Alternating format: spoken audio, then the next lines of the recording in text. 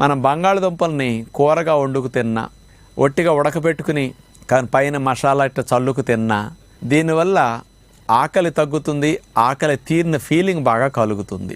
అదే deep fry చేసిన నూనెలో వేసి దేవిన, బాగా నూనె వేసిన, బాగా ఓవెన్లో పెట్టేసి బాగా హై హీట్కి గురి చేసినప్పుడు కూడా ఇలాంటప్పుడు ఈ మెకానిజం పోతుందన్నమాట.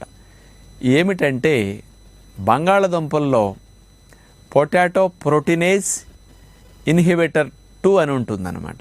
ఇది మన పొట్టలోకి వెళ్ళాక GITలో గ్యాస్ట్రో ఇంటెస్టినల్ ట్రాక్లో కోలిసిస్టోకైనిన్ అనే దాన్ని విడుదల చేస్తుందన్నమాట. ఇది విడుదలైందనుకోండి ఆకలి కంట్రోల్ అయిపోతుంది సహజంగా. ఇదేం చేస్తుందంటే మన మెదడులో సంతృప్తిని తెలిసే సెంటర్ ఉంటుంది కదా, సెటైటీ సెంటర్, అది స్టిమ్యులేట్ అయిపోతుంది.